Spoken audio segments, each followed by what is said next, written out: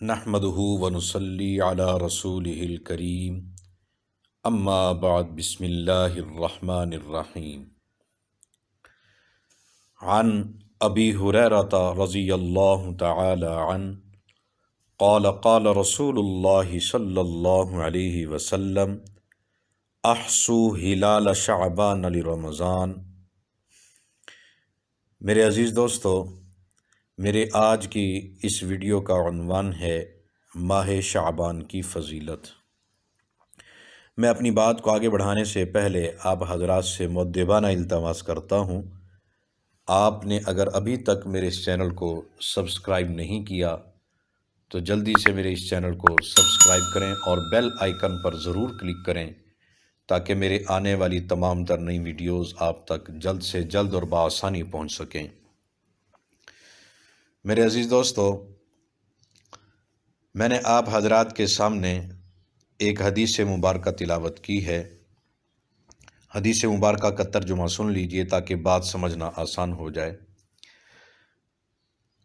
حضرت ابو ہریرہ رضی اللہ تعالی عنہ سے روایت ہے، اللہ کے رسول صلی اللہ علیہ وسلم نے فرمایا، شعبان کے چاند یعنی تاریخوں کو خوب اچھی طرح محفوظ رکھو تاکہ رمضان کی آمد کا حساب لگانا آسان ہو سکے۔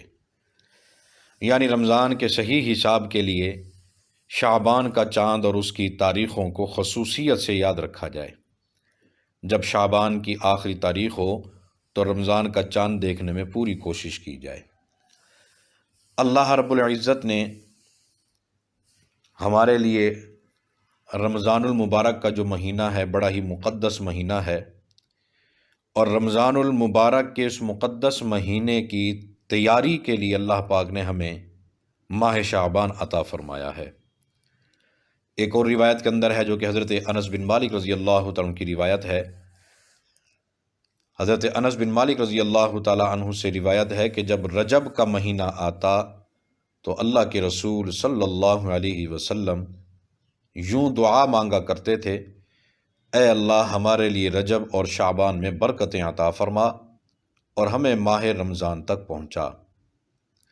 حدیث مبارکہ سے معلوم ہوا کہ ماہ شعبان کی اپنی برکتیں ہیں۔ رمضان المبارک کا مقدمہ جو ہے وہ یہ شعبان ہے۔ شعبان یہ 8واں اسلامی مہینہ ہے جو رمضان المقدس سے پہلے آتا ہے۔ اس مہینے کو اللہ تعالیٰ نے بہت ہی فضیلت عطا فرمائی ہے، جس کی عظیم وجہ تو یہ معلوم ہوتی ہے کہ اس مہینہ میں ماہ رمضان کے روزوں، تراویح اور دیگر عبادات کی تیاری کا موقع ملتا ہے۔ رمضان جو اپنی برکتوں، رحمتوں اور عنایات ربانی کا موسم بہار ہے، اس کی تیاری کا ماہ شعبان سے شروع ہونا اس کی عظمت کو چار چاند لگا دیتا ہے۔ گویا یہ شعبان کا جو مہینہ ہے یہ رمضان کا مقدمہ ہے۔ اللہ رب العزت مجھے اور آپ کو اس ماہ شعبان کی صحیح طریقے سے احترام کی توفیق عطا فرمائے، اور اسی ماہ شعبان کے اندر روزے رکھنے کا جو سلسلہ ہے کہ روزے کتنے رکھنے چاہیے، رکھنے بھی چاہیے یا نہیں رکھنے چاہیے، اور کب تک رکھنے چاہیے، انشاءاللہ اس پر ایک نئی ویڈیو میری بہت جلد آ جائے گی۔ اللہ سے دعا ہے اللہ پاک مجھے اور آپ کو حسن عمل کی توفیق عطا فرمائے۔ وما علینا الا البلاغ۔